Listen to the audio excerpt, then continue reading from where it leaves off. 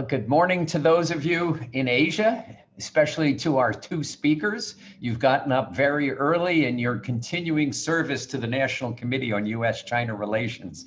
I'm Steve Orlins. I'm president of the National Committee on U.S.-China Relations, and I want to welcome you to a somewhat new program. What we have normally done is we have taken the Chinese participants from our Track 2 economic dialogue when they have come to the United States in January and done a public program on the outlook for China's economy in the coming year. We do that in January. In July, normally, the US group, this is obviously all pre-COVID, goes to China. And we have the second part of our Track 2 dialogue in China. But we have not historically had a public program associated with that. This year, though it's before our Track 2 dialogue, which will occur in 3 weeks, we thought it was important to have a look at what's going to be going on, what is going on, and what we think is going to be going on in China's economy. I am told that we didn't schedule this public program in conjunction with all of the economic data that has come out in the last few days from China. Its GDP numbers in the US time came out this morning.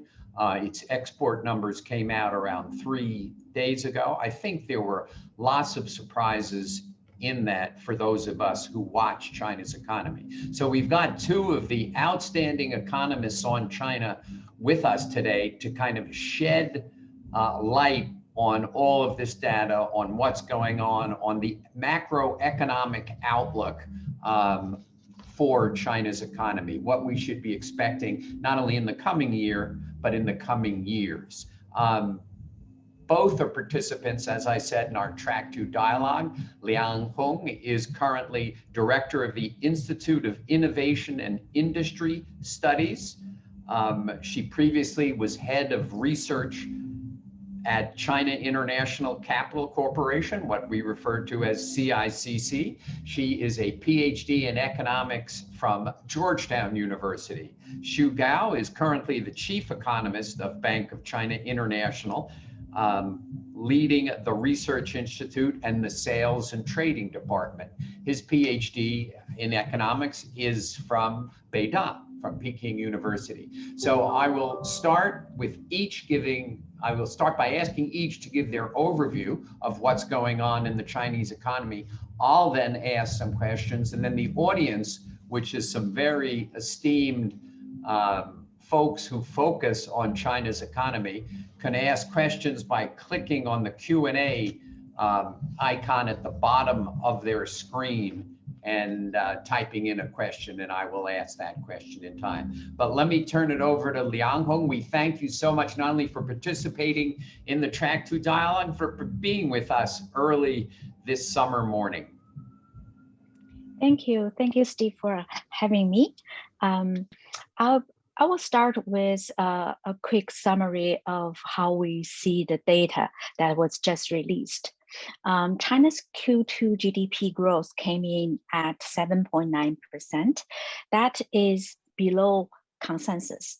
The consensus forecast before the data release was expecting 8.1 to 8.5% growth.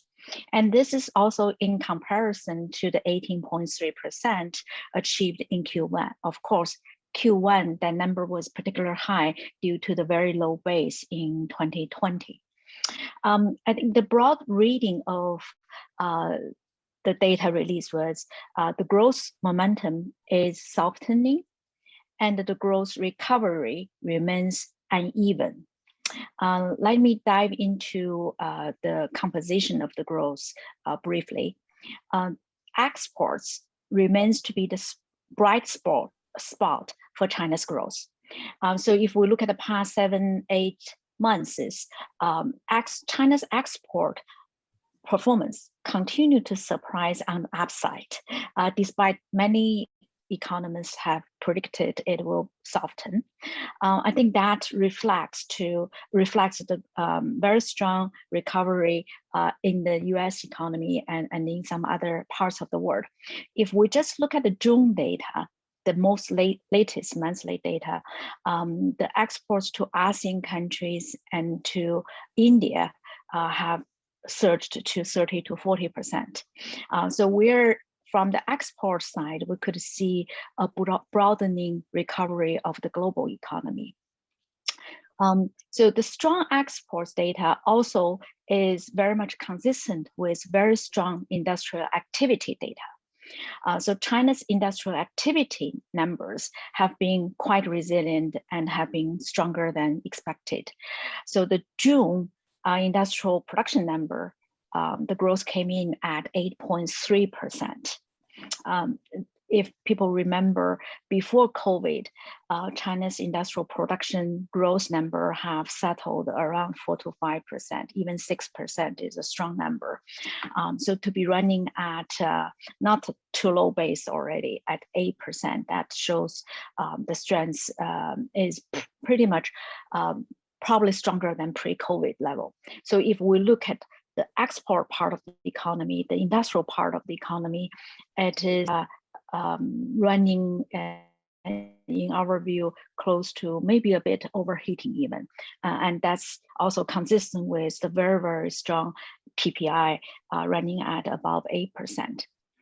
But at the same time, domestic demand have been softening for a couple more months. If we look at domestic investment, that's within the composition of domestic investment, property, real estate investment have been very strong until May-ish. And due to policy tightening, the demand and real estate construction on the margin, the growth rate start to soften. And the one particular soft point in investment is infrastructure investment. And that's again reflect the government policy has been much more prudent or hawkish this year. So if we look at the May and June infrastructure investment on a year-on-year base, both of them were negative. If we use a 2-year period comparison, those were merely at 3-4 percentage points. But within domestic investment demand, manufacturer capex has been the bright spot. It continues to actually gain momentum on the margin. We think that reflects the very strong performance in exports and also the continued demand for import substitution in electronic equipments, automation, some of the manufacturing moving up the value chain part of the demand. I think the last part that many financial media and economists have caught up is consumption demand, consumer demand remains to be the weak link in this recovery. So on a 2-year per annum basis, China's retail sales barely recovered to 4% year on year, that kind of growth rate. And within that, some of the in-person consumption services remains fairly weak. So if we look at the 4% retail sales, that's roughly a 5% growth for goods consumption, but only 1% for restaurant dining type of service consumption. So this is, I think a lot of economists has commented on this. We think that reflects the policies, the policy support to COVID came in very different form between China and the US. In the US, a lot of the support came in with direct check or transfer payments to household sector. But in China, the policy choice has been to support companies and support job creation rather than giving any direct payments to household sector. So we think if we look at it broadly speaking, consumption is recovering, household income is recovering. However, the pace of the recovery fell short compared with the industrial sector, compared with the export sector. So this set of data, even before the release, has generated quite a lot of discussions about whether there's a need for policy adjustment, policy fine-tuning. And we surprisingly, Friday last week, got a reserve requirement cut. That was a surprise to the market because policymakers previously was warning about inflation risks most of the time. So when the R was delivered, there was debate about either was that reflecting a much weaker economy or was that a reflection of some realization policy may be too tight.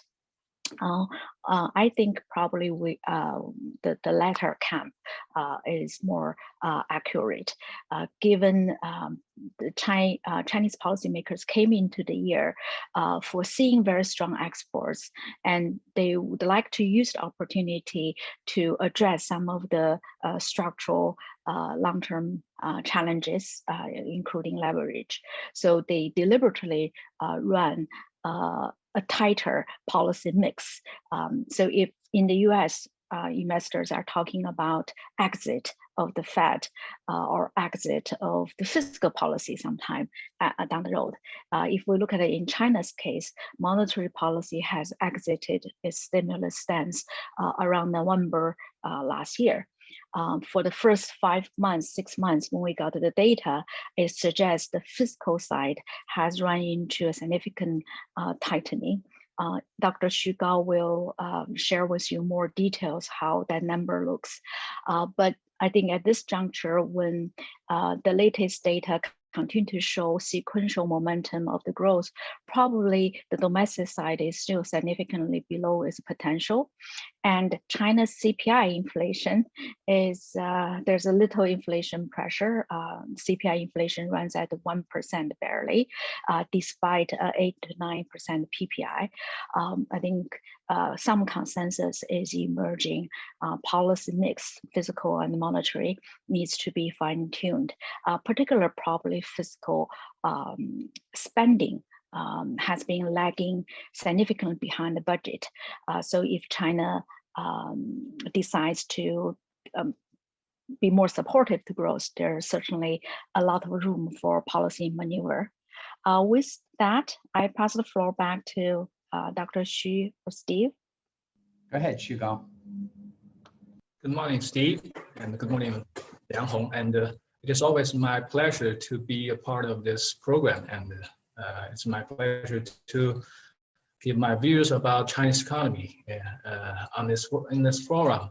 And I agree with Liang Hong, and the growth momentum in China has slowed in the recent months, but I think that the growth rate is still quite decent. And I would mainly talk about the three things about the Chinese economy.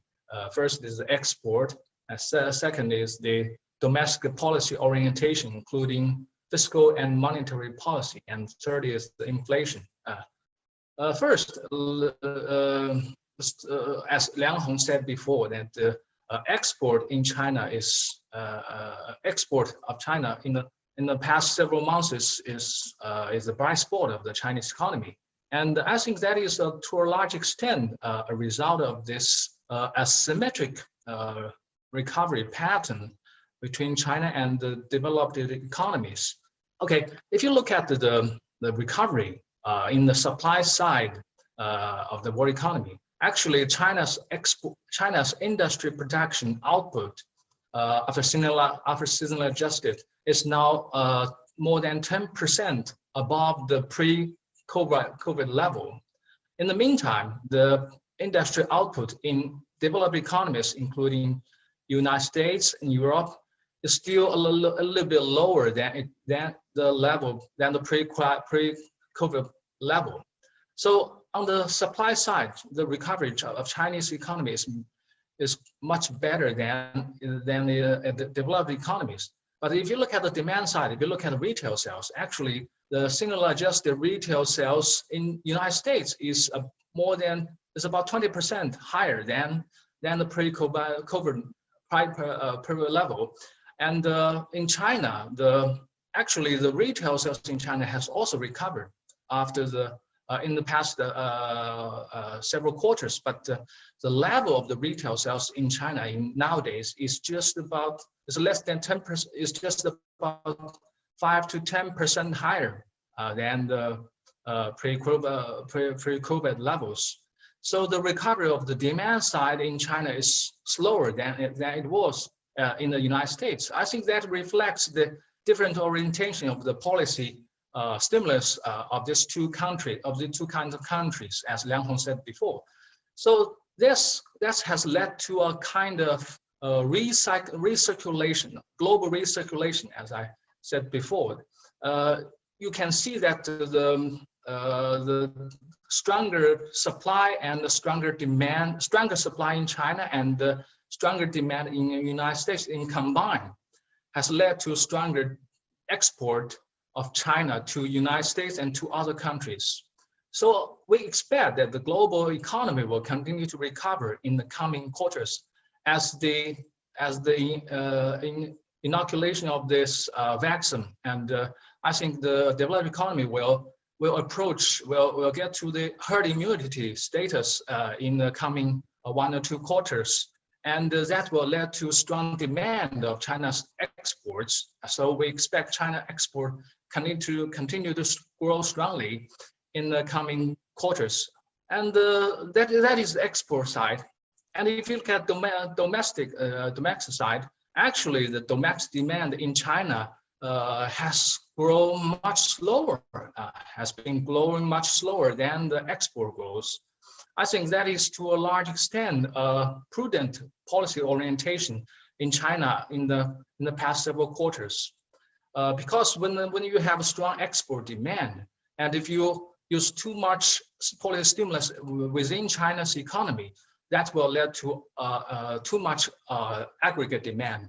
So in the past several quarters, we see fiscal policies has tightened visibly. If you look at the fiscal deficit in China, actually fiscal deficit in China is, according to my calculation, the shrink of the fiscal deficit in China is about, in the first half of this year, is about 5% of the Chinese GDP. So you can see this is a very strong fiscal tightening. But this kind of fiscal tightening is to a large extent a result of a strong tax revenue in China. Actually, in this year, the tax revenue grew more than 20% in the first 5 months of China, in the first 5 months of this year. And in the meantime, the growth of fiscal expenditure in China is much lower. That has resulted in a strong, very big fiscal surplus. And compared with a big fiscal deficit in the same period last year, so there's a big shrink of the fiscal deficit in China. And also the monetary policies has also, so the growth of the total social financing in China in the first half of this year is much lower than it was in the first half of last year. And I think that is a natural policy adjustment because the Chinese growth in the first half of this year is much higher than it was in the last year. But in the coming quarters, we expect that although the export growth will continue to be strong, but due to a higher and higher basis in last year, the year-on-year growth of China's export will come down visibly in the coming months. And as Liang Hong said, that the growth momentum in Chinese economy, has also slowed in the recent months. So I think the policy orientation has started to be adjusted. So we see there's a required reserve cut in the last week, and we expect that the growth of fiscal expenditure in China will accelerate in the coming months. So this policy orient adjustment will boost China's domestic demand, and that should offset the weakness in the export the possible export in the coming months. So we expect the Chinese economy to grow stably in the coming quarters and in the coming years. That is the domestic policies. And the inflation, actually China has strong inflation pressures on the producer side. So the PPI inflation in China has reached 8 to 9% in recent 2 months. But the transmission of the PPI inflation to CPI inflation has largely muted. So the CPI inflation is just about 1%. But that is to a large extent a result of the falling pork price in China. Pork price account of a very large share of the Chinese inflation in the last several years. And the pork supply in China has increased a lot in this year, and that has pushed down China's pork price and lowered the CPI inflation. So I think that lower inflation has given room for China's central bank to relax monetary policies in the coming quarters. So I think in the coming months, in the coming quarters, we expect that the inflation pressures in China will be manageable, and the consumer price inflation will be low, and that will give room for more policy stimulus if necessary in the coming months. So we expect that the Chinese economy will continue to grow robustly in the coming months, although the year-on-year growth rate will be lower due to higher base in the second half of last year. But we expect that China will continue to do a good job in delivering decent economic growth in the coming quarters and in the coming months.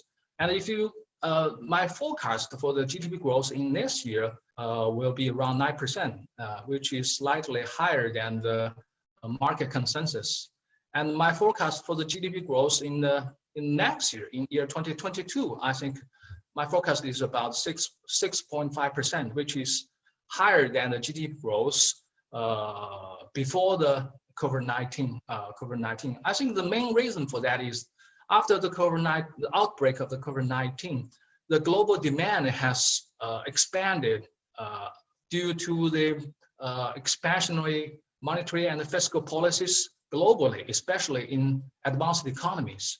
And we expect the policy stimulus in the developed economies will continue to be strong in the next year, and that will help China's export to grow robustly, and that will help China's economic growth to maintain a decent growth rate, which will be a little bit higher than the pre-COVID growth rate. Thank you. That's my point, and I'll be happy to take questions from you and the audience. Great. Well, that was a great kickoff. I mean, talk about the biggest surprise to me over the last couple of weeks has been the really surge in export growth. What I expect, actually, I still expect it, is, the U.S. We're now, with a few bumps in the road, we're going to be through COVID because of our vaccination plan. I don't want to get into a whole discussion of that, but I expect U.S. consumers to spend on services. I think you're already seeing the travel sector in the United States surge incredibly. You're seeing United buying new airplanes. You're seeing, flight attendants and pilots being rehired. You're seeing hotels raising prices rapidly because demand is so great. What's your prediction? And I'll make that point because what's your prediction going forward for, I'm not even talking about the EU or ASEAN or the rest of the world, but for US exports, if a lot of the money that's being put in the economy is actually spent on services, not when you were stuck at home and you were buying new computers and new televisions and new things which were manufactured in China.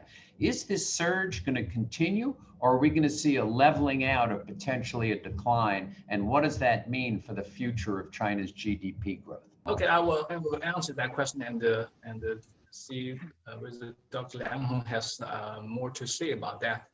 I think my forecast for China's export to United States, if you look at the year-on-year growth, the year-on-year growth will be lower, mainly due to the higher base. But if you look at the seasonal adjusted absolute value of China's export to United States, I think that will continue to be strong in the coming months, mainly for two reasons. First, I totally agree with you, Steve, that after the reopening of the economy in the United States, people will spend more money on services. But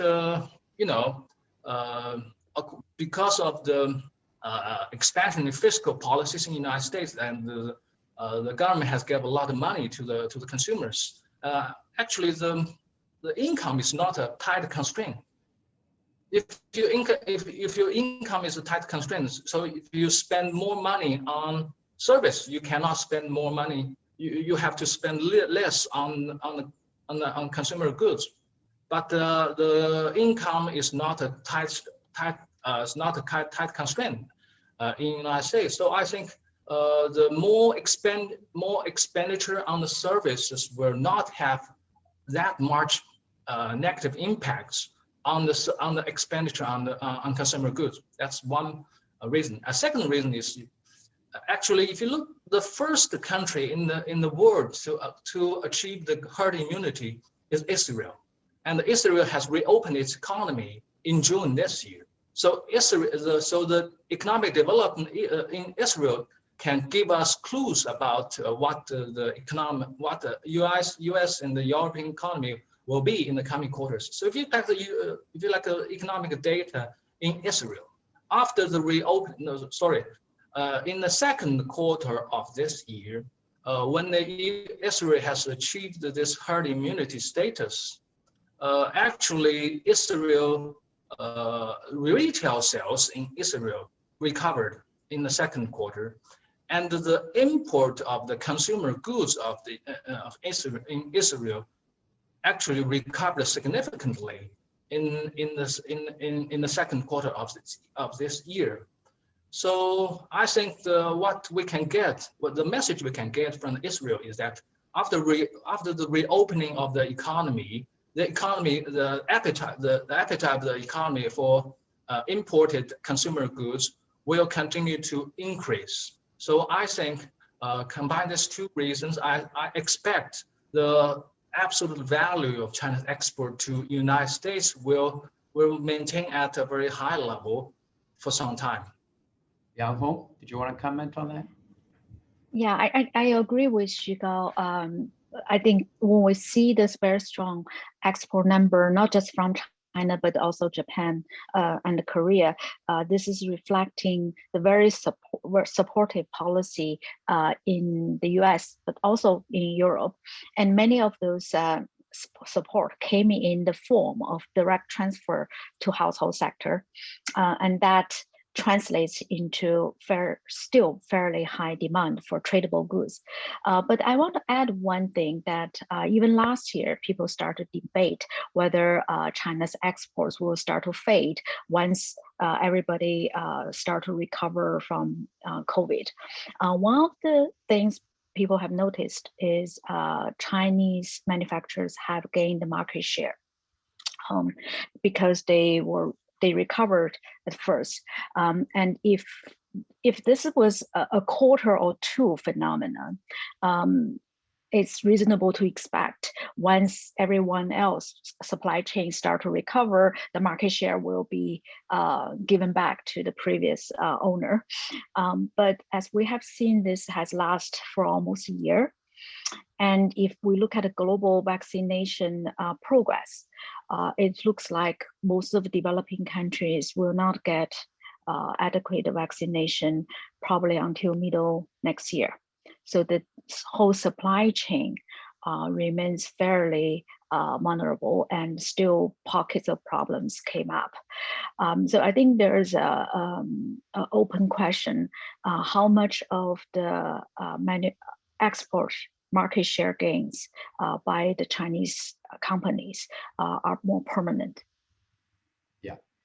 Why did there was a couple of months ago, there was a COVID outbreak in Shenzhen, and the port was closed for a time, and there was a lot of expectation that would dent the export numbers, but it didn't, or it doesn't appear. Why didn't it? I think it's because the largest 10 ports in the world, 6 are in China. So if you just have one gets into trouble, it shouldn't affect. But the supply chain, does it really allow you to move from, to Shenzhen to Guangzhou or to Shanghai? But if you look at how they mostly are in the southern China coastal area, it's not that far. And if we look back in early 2020, I think China has demonstrated how effectively it can manage resource mobilization across the country, given the very strong, very robust infrastructure. It's not just the ports, it's the roads, it's the train. Xu, did you want to add something on that? Well, I agree with Liang Hong. That China has shown its ability to contain the impacts of the COVID-19 on the economy in the past year. And actually, if you look at the shipment freight, it has continued to increase significantly in the last several months. That reflects bottleneck for China's export is the ocean seaport, ocean shipping. And if that because the export demand is quite strong, and China still have a big capability to deliver supply. But if the bottleneck of the ocean shipping is not that tight, actually, I think China's export would be stronger than it was in the past several months. Yeah, the fiscal deficit of China, I heard you say, is about 5% of GDP. Xu? No, I think the shrink of the China's fiscal deficit in the first 5 months of the year, compared to the first 5 months of last year, is roughly 5%. That is the combined. That is the fiscal deficit, and that is combined the fiscal deficit of this. How do I put it? The revenue and expenditure related to the land sales. If you combine the normally fiscal deficit and the fiscal deficit of the related to land revenue, we have seen that the fiscal deficit has shrunk significantly in the first 5 months of this year, and that is to a large extent a result of the fast growing of the fiscal revenue in the first 5 months of this year. Yeah, so Steve, roughly, if we the macro picture, you could also say Chinese fiscal side tightened by 5 percentage points of GDP. That's how much the swing is. I think Xu Gao's point is, if we look at the above line and below line revenue expenditure together, last year, the first 5 months, China ran a deficit of 2.5 trillion RMB, but this year they run a small surplus. The swing of that in annualized GDP terms is 5 percentage points. So when in light of that, and if we look at the Q2 growth numbers, it was not bad because of the very strong exports. Otherwise, any country that experienced such a big swing of fiscal tightening should have seen much weaker data. The U.S. is running a deficit, a fiscal deficit of of $3 trillion, not RMB, but of $3 trillion in 2021. What is the contrast is stunning. What does that mean to an economist? I think to economists, we always argue for appropriate policy. Put lightly, a lot of economists are worried about the fiscal monetary policy are too stimulative in the States. And there are scholars, advisors in China debating whether we are too hawkish, too cautious. So I think either side, if I look out in the next 3 to 6 months, probably need some policy fine-tuning. And over the longer term, I think that kind of very different policy choices probably will at the end of the day reflect into how the currency, how capital flows will do. Shugao, anything you want to say on that one? Well, I think when we talk about the fiscal policy, I think the fiscal policy should be adjusted according to the economic environment, and also the fiscal sustainability should be taken into account.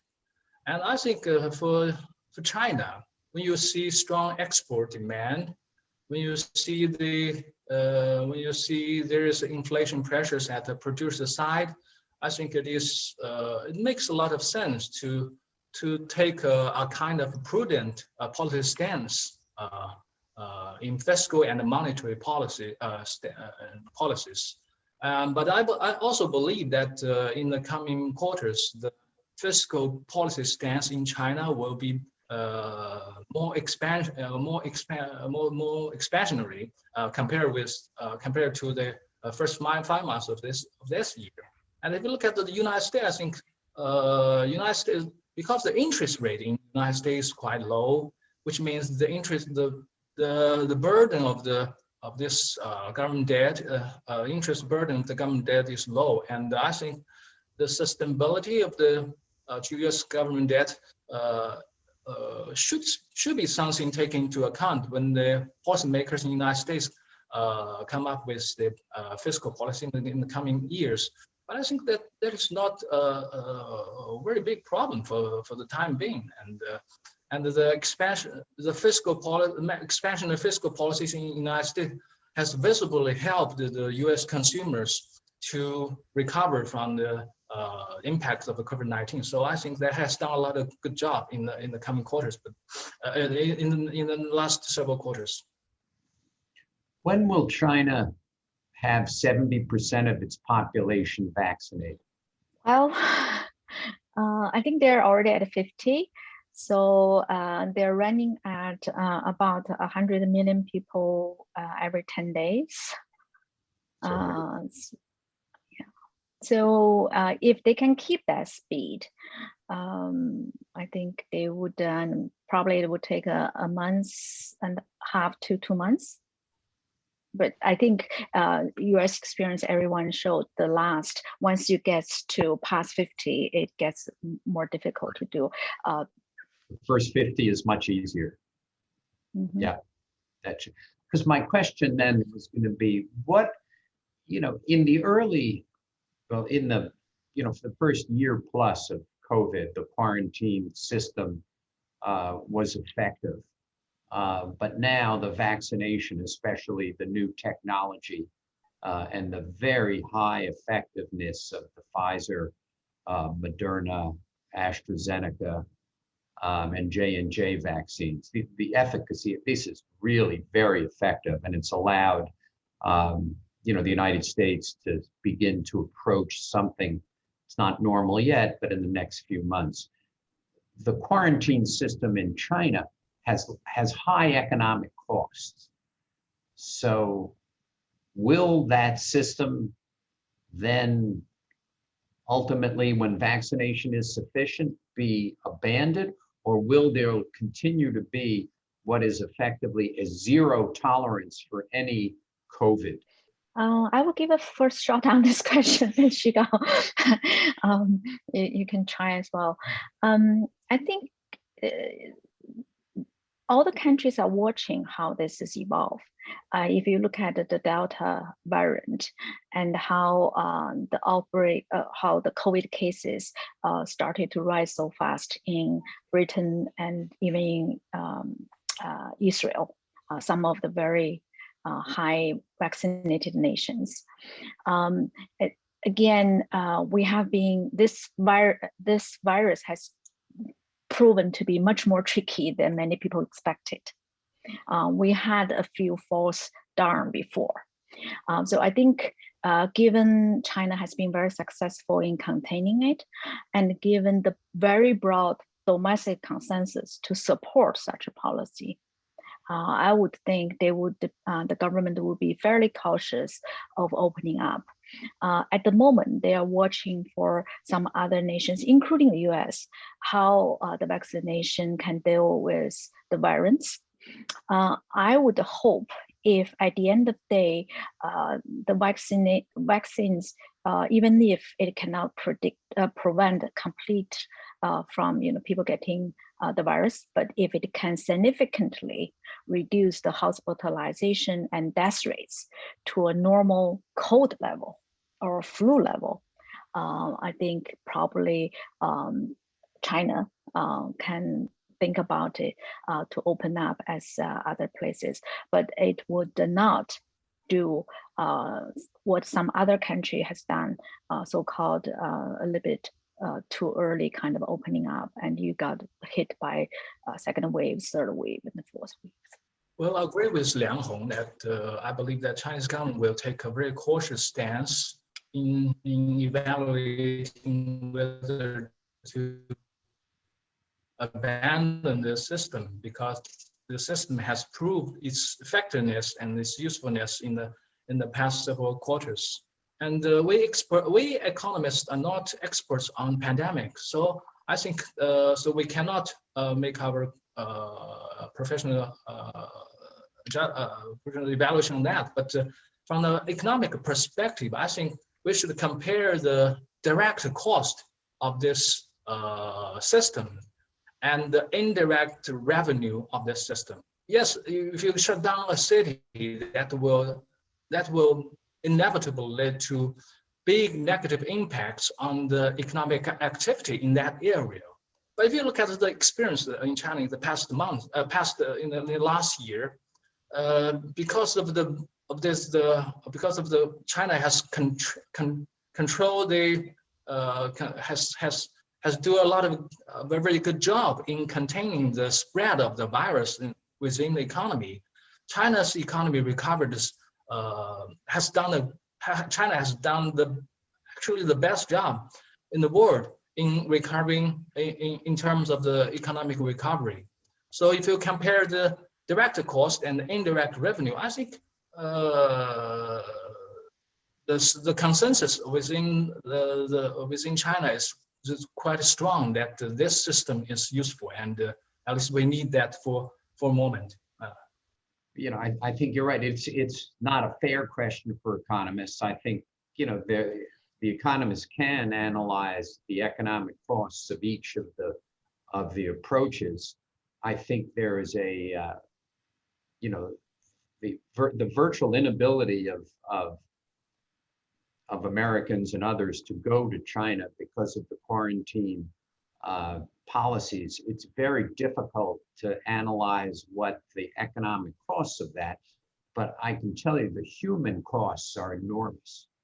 I actually believe that one of the reasons that US-China relations are where they are today is the lack of human contact, that the trips that people would take from China to the United States and the United States to China have basically ended now for 18 months. And that there's a real human cost in not having those kinds of interactions. And it's, as it continues to drag on, in 2020, I said, in 2021, and I'll be certain to go. Now I'm sitting there going, well, I hope I see you in 2022.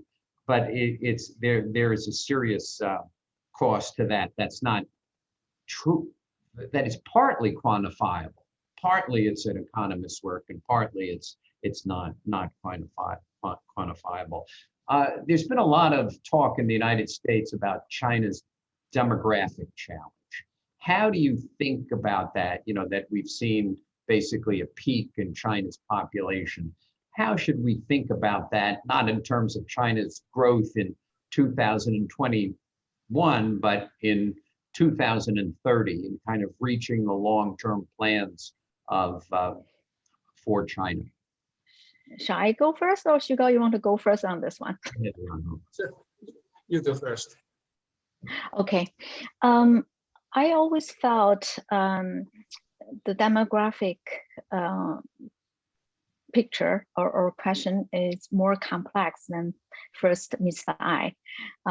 Many people, many scholars in the past have emphasized the demographic challenge for China, and essentially that an analytical framework looking at everybody is the same, and you count growth or economic development by how the number of body grows. I think it has it probably has missed two other aspects when anyone analyzes this question. One is the structure of the demographics, particularly the human capital side of the equation. And secondly, that framework economists use assumes full employment. And when this one comes to China, this question comes to emerging economy, I think that assumption is questionable, given we still have quite a large share of labor force in the agriculture sector, and China still has a very outdated retirement age arrangement in the world. But I would like to highlight on the first one, because most of the economists, when they think about growth, it's other than raw labor. In the past couple of decades, people have highlighted human capital and how technology innovation actually really determines long-run growth. And in that context, many of the investors have been starting to get familiarized with the term engineer dividends. This is looking at the structure of the labor force for the younger generation who were born after 1995. More than 40% of them will have a college degree, and more than 60% of them will have a STEM major. So in fact, if you look at it this year, college graduates, it's 9 million of them from China. And that's roughly the sum of the rest of the world. So if economists or investors think in the long run, the strength of the economy or competition is going to be set by technology and innovation, I think maybe some attention should be paid on the structure of the labor force, particularly how that structure is quickly changing. So every new entrant to the labor market has much more education compared with the one who is retiring. Shugo. Well, I totally with Liang Hong that if you evaluate the contribution of labor to GDP, to economic growth, it's not enough just look at the number. You should also look at the quality of the labor. And the engineering dividend, Liang Hong mentioned before, is quite important. And I want to make another point is that actually the change of the demographic is very slow. And it is too slow that you cannot see visible differences if you look at the yearly data. So this is a long run trend. Actually, it is true that China has lost, will gradually lose its so-called demographic dividend, but that is a phenomena. You can only see its impact in 10, 20 years. If you evaluate the growth in this year and next year, some cyclical factors will play a much more important roles than the demographic factors. So in evaluating the growth in this and next year, I think global external demand and domestic policies or policies are much more important than the demographic changes. Has the urban-rural migration run its course? What's left in terms of rural population that's going to move back to the city and move to the city and become much more productive members of the economy? So the official urbanization. Sorry, Xu Gang. After you, Liang Hong. After you. Yeah. The official urbanization ratio is at about 63%, and compare with country of similar income level, I think the ratio still has about 10 to 20 percentage point to go. But in China's case, there are more complication to that. As Steve, you know, this is urbanization just counting, also counting a lot of migrant laborers. But if you look at it from a hukou perspective, people with urban hukou, that ratio is 46%. That we haven't crossed the 50 line mark. Another number I'm watching is the labor force still in agriculture, even though this labor force tend to be older, but they're still below, the age of 60. That number, China is still running at 22%-ish, but agriculture is only less than 8% of GDP. So you can see we still have quite a lot of surplus labor that the urban or industrial activities so far cannot fully absorb. Let me ask Xu Gang, anything you want to add?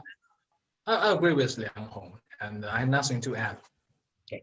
My favorite question is always to ask, looking ahead 5 years, give me a couple of potential upside surprises and downside surprises. So things that are not, part of the consensus estimate, but where we might see the Chinese economy grow faster or we might see it slow down more. Well, I think for the next 5 years, investors or a lot of the analysts should be paying attention to how the structure of the economy is changing very fast, and particularly how successful or not successful China is moving up the value chain and position itself for innovation and technology progress. And in my mind, the first decades of this century, a lot of the story how China affects the rest of the world is through its cheap labor force gets integrated with the rest of the world. We started to see China's much well-educated labor force gets hopefully integrated world, but unfortunately, maybe just integrated was part of the word. How that plays out in quite a number of industries, this is very fascinating. And secondly, I think the next 5 years, carbon neutrality, how China is going to increasingly having a more concrete plan, and how the policy gets lined up on that. So today in China, on Friday, China will officially launch its national carbon trading system. I think that will be an area I think China can make progress, contribution, but also work with the rest of the world. For downside, I think there are a couple issues Chinese policymakers and economists agree China should take efforts to address, but so far progress have been made very slowly. I think one is the financial system remains so much dominated by banks. Capital accounts remain to be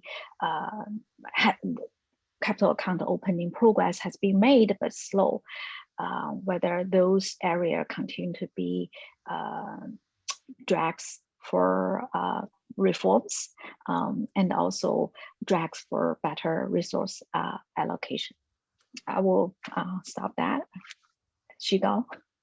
Okay, for the next 5 years, I think the one upside factors we should take into account is the innovation in China.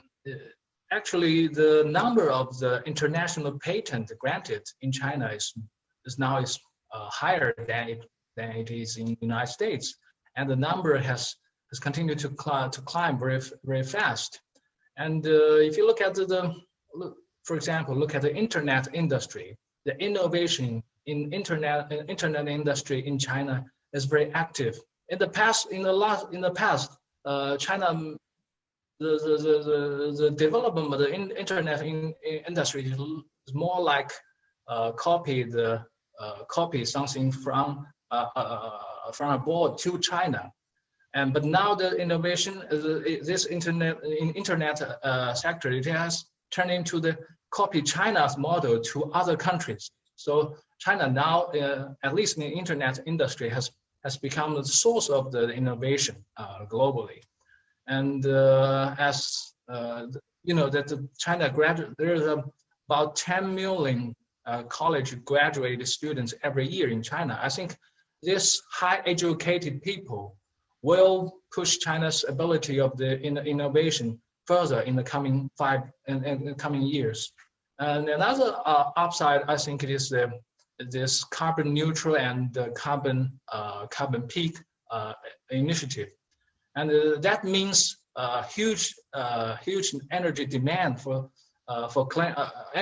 huge demand for clean energy in the coming decades.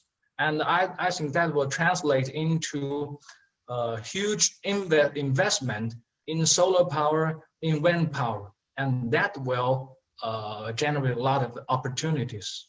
And for the downside, I think there's the old issue of the rebalancing of the Chinese economy from this investment-driven to consumer-driven growth model. And although we have started that rebalancing for quite some time, but the progress of the rebalancing agenda in China is still limited. I think in the next 5 years, China will continue to push on the reform agenda to rebalance China's economy and to boost consumer consumption in China, to achieve a more stable and balanced, stable and sustainable growth in China. But with how much we can do on that front remains to be seen. I'm surprised neither of you mentioned a rupture in U.S.-China economic relations would be a real downside for China's economy. That if that should happen, it's not altogether inconceivable. That would be a serious problem for both economies, in my view, not only for the U.S. economy. We got some great audience questions, so let me kind of go to some of them and then continue to ask my own questions. One is from Ken Jarrett, former consul general in Shanghai and head of Shanghai American Chamber of Commerce. The Chinese government often talks about stimulating domestic demand, but the results aren't there. What more should the government do? Can government policies have an impact? That's a very big long-term question. I will try to answer it in, I think if you look at if China, I think Deputy Prime Minister Liu He has written about this 10 years ago. It's very clear. If you look at it from an income distribution perspective, if China's domestic demand as a share of GDP needs to rise up, and its investment as a percent of GDP should not go up any further, it implies consumption as a percent of GDP needs to go up. By definition, over the longer term, for that to go up, and China does not want to run into asset bubbles or leverage, that has to imply household income as a percent of GDP needs to go up. And that share comes from somewhere. And we have long, I think the top leaders know this. The share can come only from two parts. Taxing the rich doesn't really help a lot in China, given that's a still very small part of the economy. It's really transferring from excess assets or tax revenue or levies from the public sector.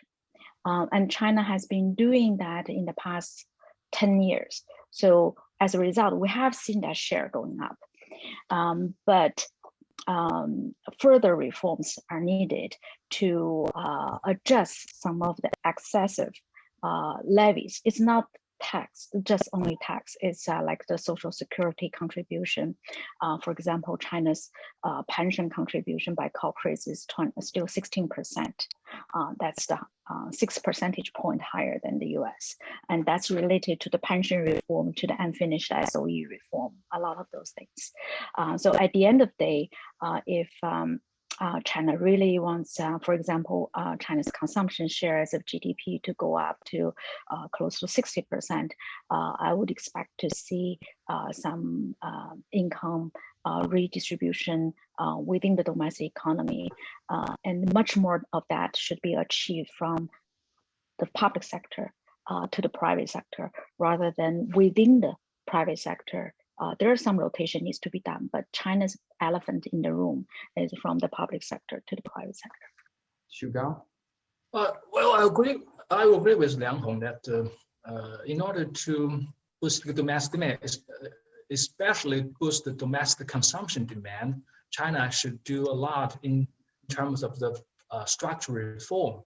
China should increase the household income as a share of GDP. And in order to do that, you should adjust the income distribution within China.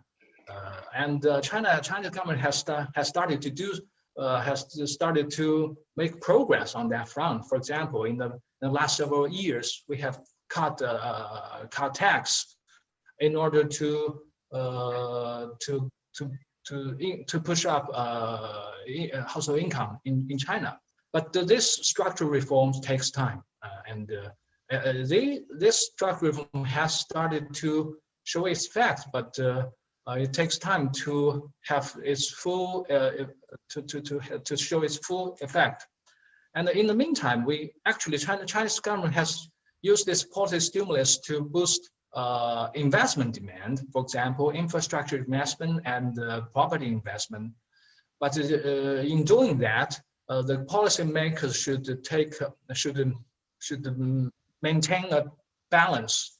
On one hand is the use infrastructure and property investment to maintain a stable growth, and on the other hand is to contain the risk related to that. For example, we have local government debt problem, we have property bubble problem, and there is a delicate balance should be struck. So I think when you use the policy stimulus to boost domestic investment demand, the policymakers in China are constrained by these concerns. But I think all in all, they have done a good job in terms of maintaining a stable growth before and after the COVID-19 crisis.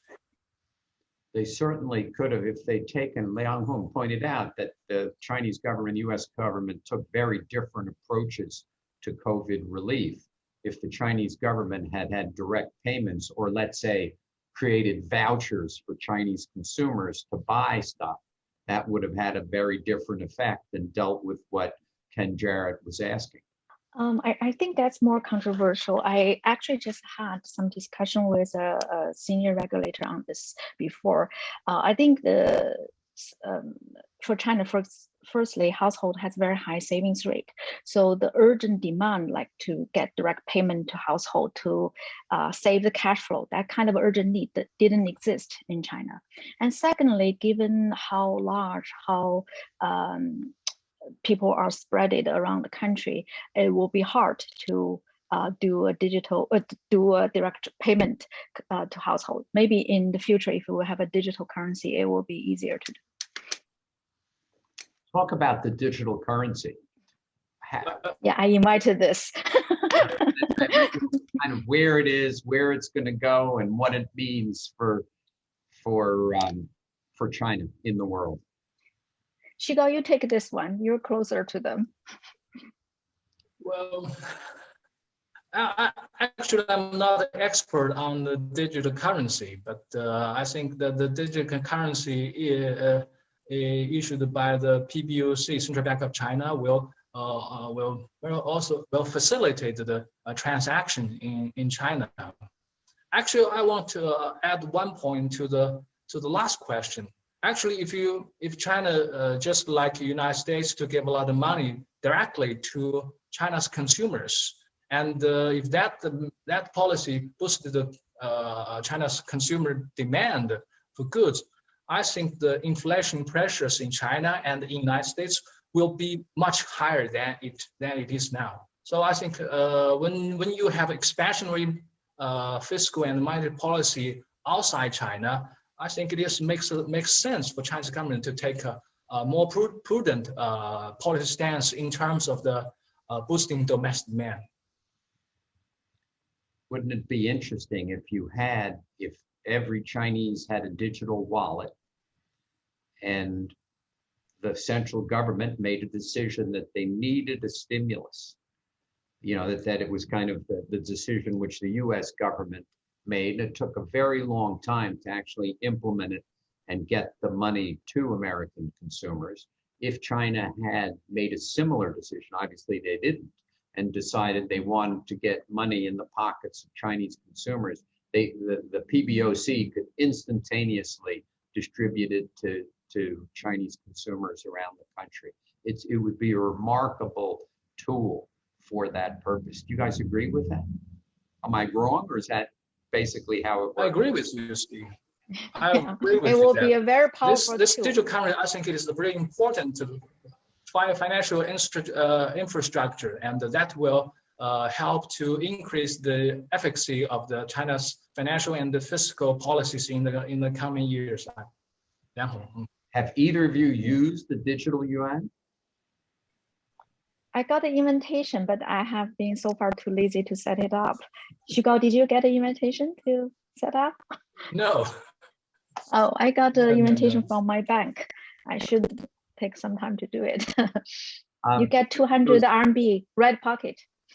Yes, you get the, in Shenzhen, I think it was 2,000. It was some larger number in the test that they did.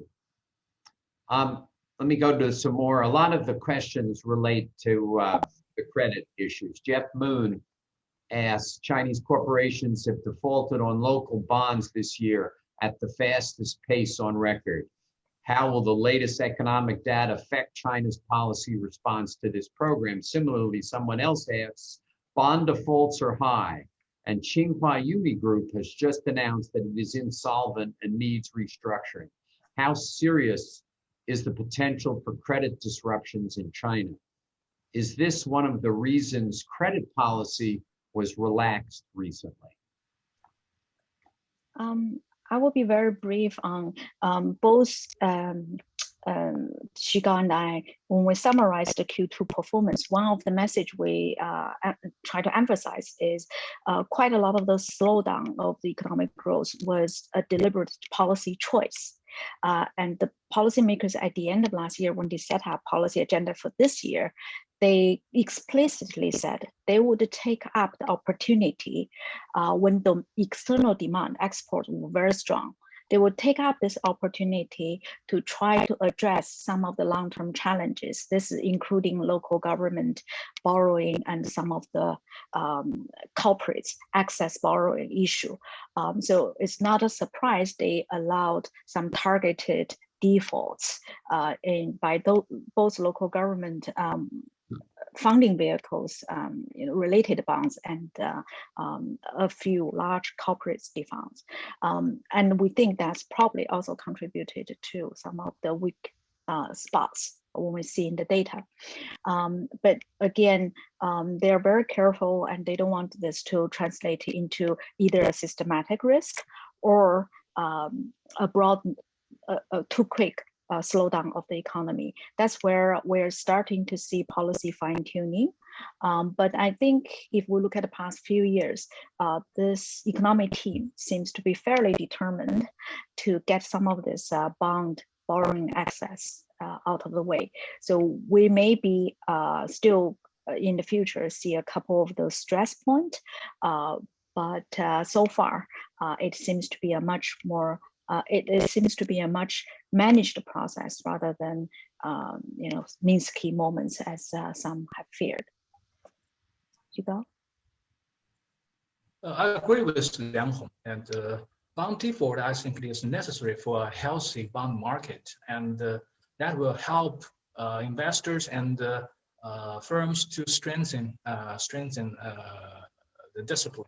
And as Liang Hong said, that the Chinese government has taken the opportunity of this window opportunity when you have a strong external demand, so you can take a more prudent policy stance with domestically. So they take that window opportunity to solve this structural problem in the bond market. That's why we see this default in the bond market. But I believe that China's policymakers will strike to the bottom line. That is, there is no systematic financial risk. So I believe that this bond default will not jeopardize the bond market. And on the contrary, I think this default will help to strengthen the market discipline and promote the market efficiency, bond market efficiency. In the coming years. I have another dozen questions I'd like to ask. I don't know. Let me close. I'll close with an audience question. I wanted to actually add why there's such an enormous spread between Chinese bonds and U.S. bonds. You know, it's amazing the additional return that you get from investing in Chinese bonds today versus U.S. bonds, despite the $3 trillion, fiscal deficit and a whole variety of other things. But I'll actually leave that for another day and ask you Joe's questions, which is about will the Chinese government, and we could do a full program on this, address income inequality, and is it viewed as serious an issue as it is in the United States? And I know that requires a 2-hour answer, but give it in 1 minute.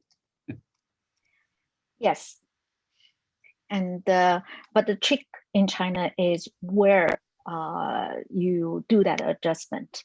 And I would think if China adjusts that income distribution from the public side to the private side, they would achieve more bucks to the efforts rather than in the US. I think it's squarely an issue from the rich to the poor. You agree? Do you think I think that in terms of the income inequality, I think we mainly talk about the income inequality within the population. And I think that China has done a great job in terms of the poverty reduction. And the poverty reduction itself is something very positive to increase the income equality within the population. And I think in the coming years, Chinese policymakers will continue to push forward in that front in terms of the increase the income equality among the people.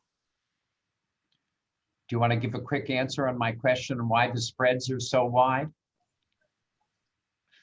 Well, they have very limited supply.